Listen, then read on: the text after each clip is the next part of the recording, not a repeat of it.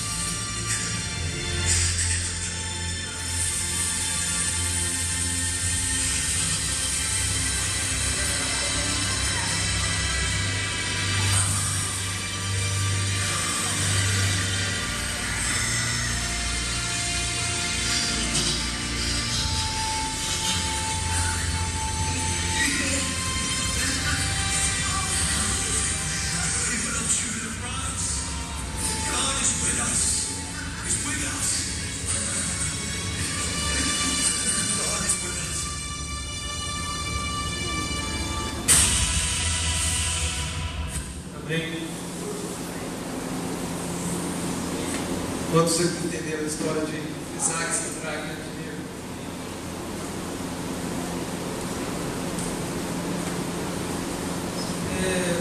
o que me motivou a trazer a continuidade dessa mensagem, temos chegado aí nesses últimos dias, né? Um número bem elevado de evangélicos, né? A igreja tem crescido de uma forma bem rápida e cada vez mais a nossa, digamos assim, a nossa comunidade evangélica tem ganhado mais espaço, principalmente no nosso país, né? No mundo inteiro, mas no nosso país tem tido, digamos, um avivamento muito rápido, né? Assim, as coisas estão acontecendo muito depressa. E no meio dessas pessoas estão se convertendo muitas pessoas, né? No meio desse monte de gente, né? Hoje tem estudos que apontam que já são quase 50 milhões de evangélicos pelo Brasil. E nesse meio evangélico nós temos pessoas de todos os tipos, principalmente pessoas que não têm ainda o seu caráter de Deus formado, não têm a sua vida ainda edificada, né? Completamente, não têm entregado o seu coração de uma forma completa a Deus. E essas pessoas não conseguem suportar uma fornalha. Quando vem uma fornalha, essas pessoas elas não dão conta de suportar a provação que às vezes a vida nos traz. E nós temos que estar preparados para a fornalha também. Nós temos que estar preparados para todas as situações que a vida nos proporciona, sejam elas boas ou ruins, de forma que isso não abale a nossa fé em Deus. Nós temos que, sobre todas essas coisas, a nossa fé em Deus tem que estar acima de qualquer coisa, de qualquer situação.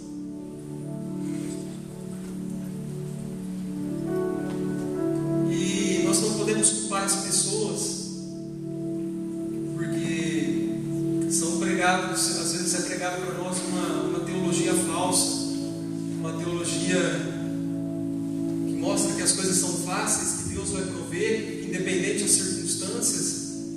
Deus estará sobre a nossa vida. E realmente Deus é tudo isso. Como diz aquela passagem, pode uma mãe esquecer-se de um filho que ainda mama, mas ainda que isto aconteça, eu, o Senhor, todavia não me esquecerei de ti. E isso é uma verdade, isso é algo que está prometido para nós na Bíblia, mas em nenhum lugar da Bíblia diz que, ou promete que não haverá sobre as nossas vidas nenhum tipo de tribulação, nenhum tipo de tempo ruim. A Bíblia não nos promete isso. A única coisa que ela nos garante, quando nós somos fiéis a Deus, é que, independente da circunstância que nós estamos, Ele estará com nós. Amém? Pode ser que estamos passando por um momento muito difícil. A Bíblia não diz que nós estamos isentos desse momento, mas ela diz que Deus estará conosco, independente de qual seja o problema. Mas para isso nós precisamos ter um relacionamento com Ele. Nós precisamos desenvolver sobre a nossa vida um altar, um lugar onde nós conseguimos ter intimidade com Deus, nós conseguimos nos aproximar de Deus. Nós precisamos montar um ambiente, seja na igreja ou seja em nossa casa, um lugar de intimidade, um lugar onde você pode contar para Deus todos os seus sonhos, os seus objetivos, os seus desejos, para que Ele possa ficar a par da nossa vida. A Bíblia diz que Deus já conhece todas as coisas, que Ele sabe tudo aquilo que nós pensamos, muito antes de nós falarmos. Salmo 139 começa assim: ó Senhor, tu sondastes e me conheces, tu conheces o meu levantar e o meu deitar, antes que haja uma palavra na minha boca, ó Senhor, tu o conheces. Então Deus conhece todos os nossos pensamentos, tudo, cada detalhe. Só que Ele precisa ouvir. Ele precisa que nós desenvolvemos um altar com Ele, um altar entre nós e Ele, que esse altar seja ali o nosso ponto de encontro, um lugar onde não tem interferências, onde ninguém pode te atrapalhar, um lugar onde você fala e Ele escuta e ninguém mais intervém nas suas orações, um lugar só seu e dele.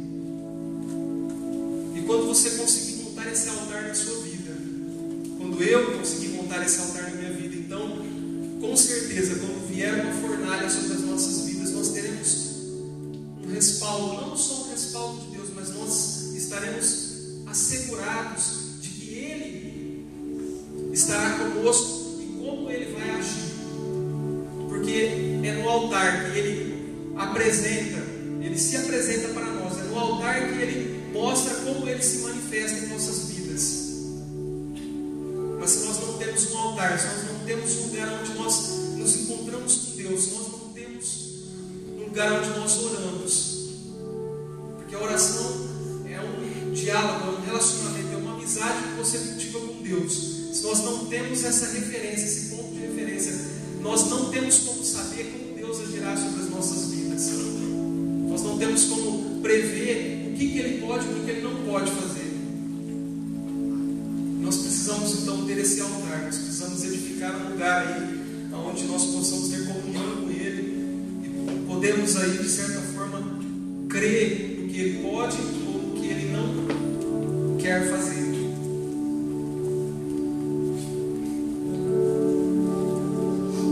E nós temos que entender uma coisa, que nós somos peregrinos nessa terra, né?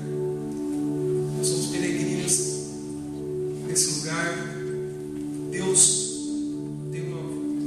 tem uma passagem que Deus nos coloca, que nem olhos viram, nem ouvidos ouviram, nem passou pelo coração do homem as coisas que o Senhor tem preparado para aqueles que o amam.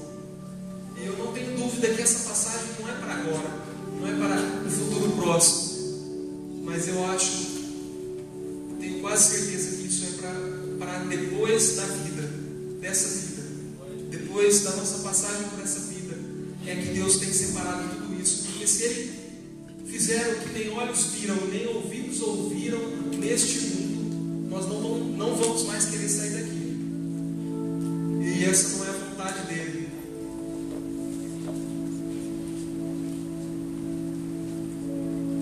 Nós temos que entender que essa terra é passageira. Por que eu estou falando isso? Porque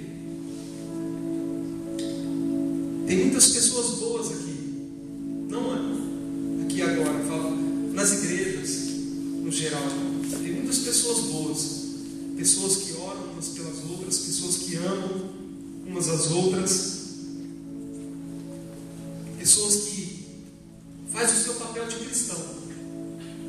Só que em algum momento da vida, por pequenas circunstâncias ou situações da vida, acaba vendendo a sua fé, negociando a sua crença, a sua intimidade com Deus.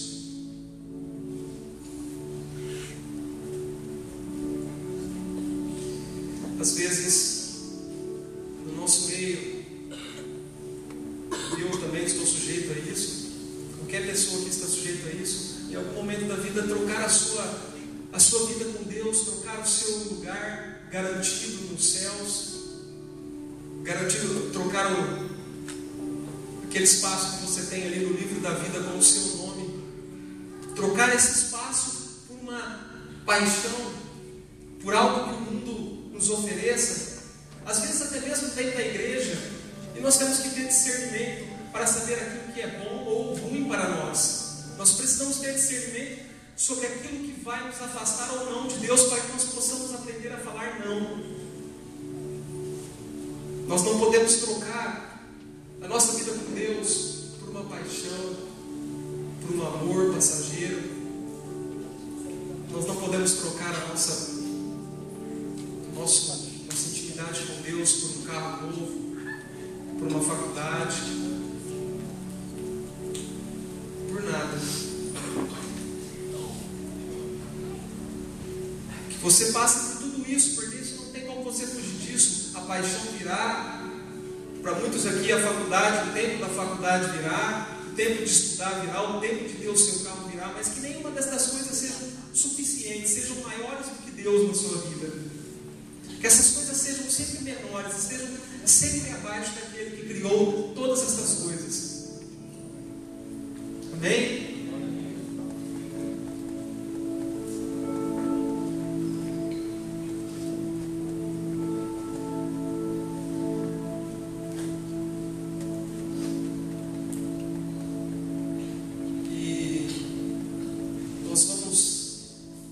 Iniciar uma conversa muito séria agora, porque agora sobre esse tempo virá tempos piores. A Bíblia não diz que virão dias melhores a partir de agora, porque não temos dúvidas que a Bíblia, segundo o que a Bíblia fala, trazendo para os dias de hoje, temos aí todos os predicados para poder antecedermos aí nossa mente, aí vermos, conseguir ver que o final dos dias estão próximos. Cada dia parece que isso está mais próximo. Eu lembro que eu dei uma palavra aqui falando sobre a passagem do Apocalipse, e daquela passagem cada vez mais está acontecendo muito rápido. De quando eu dei aquela palavra, muitas coisas já mudaram de lá até aqui. Eu estou falando da tecnologia, tem avançado de uma forma espantosa. Eu estava conversando com o pessoal lá do meu trabalho e nós já estávamos ali falando que a tecnologia está quase atingindo o seu limite. Ela não tem mais para onde. Os computadores não têm como serem mais finos, os celulares não têm como serem mais finos. Hoje, você dá um exemplo bobo aqui, acho que a maioria que entende um pouco de computador sabe o que é uma memória, né? Você fala, meu computador tem tanto de memória, isso é rápido, ele é pouco, é muito.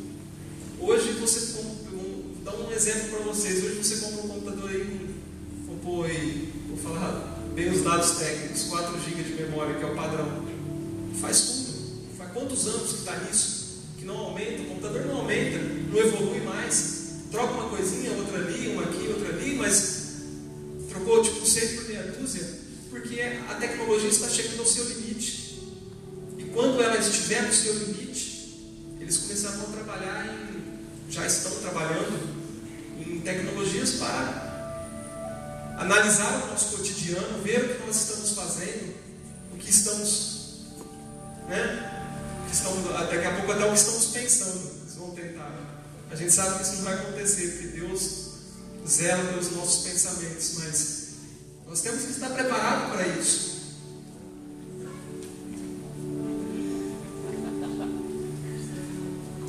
Temos aí uma nação, estou falando dos Estados Unidos, uma nação que praticamente controla o mundo inteiro. Você vê, não sei quantos de vocês assistiram o filme lá que capturaram o Osama Bin Laden. Então, se você vê a força que os Estados Unidos têm, não só dentro dos Estados Unidos, mas em outros países também. Então você vê que ali tem uma nação muito poderosa, que sozinha ela pode acabar com... A gente sabe que não vai acontecer dessa forma, mas hoje isso já é possível. Então isso caracteriza os finais dos dias. E esses dias difíceis estão chegando. Estou falando de dias em que seremos caçados, seremos perseguidos, dias que a nossa fé precisa ser mais forte, mais intensa. Nós precisamos adquirir em nós uma fé mais radical, algo mais forte, algo como daqueles 3 jovens que na hora que chegar diante de uma fornalha, na hora que todos se curvarem diante a outro Deus, nós possamos ser os únicos a ficarem de pé. Amém? Que nós possamos ter essa força em nós, que nós possamos ter essa convicção, não de Deus vai nos livrar, porque quando chegar naqueles dias, a Bíblia não diz que Deus vai nos livrar. Quando Ele for livrar, Ele vai livrar a todos. Pode ser que, se chegarmos, né, não estou afirmando que chegaremos aos finais dos tempos, mas a chance é muito grande. A chance disso acontecer está cada vez mais clara. E se isso acontecer, nós temos que estar fortes, temos que estar preparados, nós temos que ter uma fé mais radical, uma fé que diante de uma fornalha não fale não. Aqueles jovens poderiam muito bem ter dito, na hora que o rei perguntou, que todos se curvem diante ao meu Deus. Todos se curvaram. Eles poderiam ter falado, não, eu vou me curvar, mas Deus, você sabe que é o Senhor que manda na minha vida.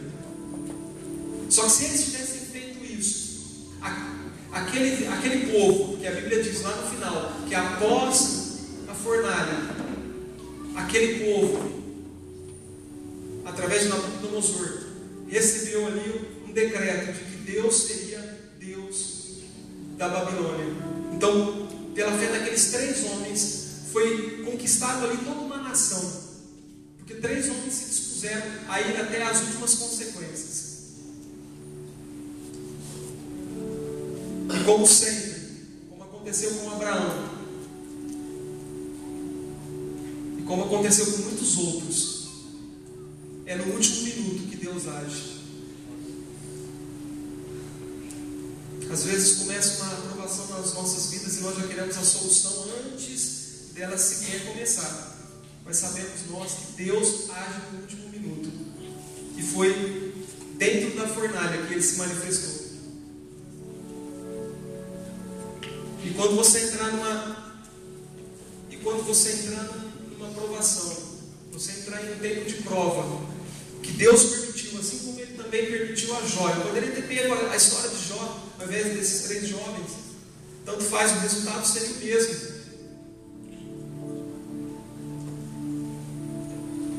E se você então for colocado diante da parede, como esses 3 jovens, e você perseverar até o fim, como eles fizeram, no último minuto, Deus se manifestou no fogo, com certeza Deus também se manifestará no tempo certo na sua vida, amém?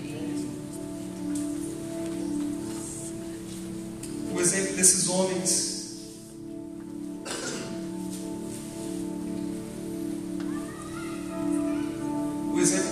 é um desafio à nossa fé, sim ou não? Esses homens, se você pegar o que eles fizeram, as atitudes que eles tomaram ali naquele momento, é um desafio à nossa fé, é um desafio àquilo que nós apresentamos diante de Deus todos os dias. Eles foram muito além do que nós sequer pensamos. É por isso que o nome deles estão aí estampado na Bíblia. É porque eles foram um dos únicos. Não foram qualquer um, foram pessoas que até no último minuto creu que Deus era com eles. Mas não só isso, porque eles tinham uma fé que ia além disso. Eles tinham uma fé, na fé deles, eles tinham consciência de que Deus poderia não se manifestar naquele momento, e eles poderiam morrer queimados. Eles tinham consciência de que Deus não tinha a obrigação de salvá-los, e que provavelmente eles não estavam esperando por aquele milagre. Eles estavam esperando ser mortos. A manifestação de Deus foi uma surpresa a todos, até mesmo para eles, que conhecia Deus, mas até então, a Bíblia não cita pelo menos, até então eles não haviam tido uma experiência como aquela. Aliás, a Bíblia não cita experiência alguma. Então, aquilo foi a primeira vez. Então, eles não tinham como falar, não, ele já me salvou uma vez, ele vai me salvar a segunda. Não, eles arriscaram a sua pele sem ter a certeza, sem ter a garantia de que sairiam dali ilesos. E é isso que Deus espera de nós. Deus espera que nós sejamos crentes de verdade, que não sejamos crentes aqui dentro. Quando estamos na igreja, oramos sim, e atingimos uma grande intensidade em nossas orações, conseguimos fazer com que Deus manifeste e revele a sua glória sobre as nossas vidas, mas quando saímos por aquela porta, deixamos todas as doutrinas, todos os preceitos que foi ensinado aqui dentro, deixamos de lado e vivemos como qualquer outra pessoa. Não é isso que Deus espera de nós. Ele espera que nós acatemos os ensinamentos que saem daqui, que daqui estão saindo da Bíblia, e acatemos esses preceitos para a nossa vida, para que nós possamos ter, como diz a Bíblia, vida e vida em abundância, né? E possamos, através do nosso testemunho, atingir outras pessoas.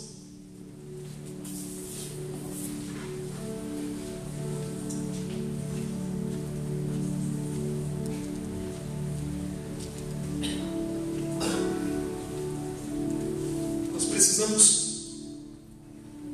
ser um povo que ama Deus, como aqueles jovens até na morte, que ame a Deus por aquilo que Ele faz, mas também por aquilo que Ele não faz, porque Deus não tem obrigação conosco, pelo contrário, nós é quem temos obrigação com Ele.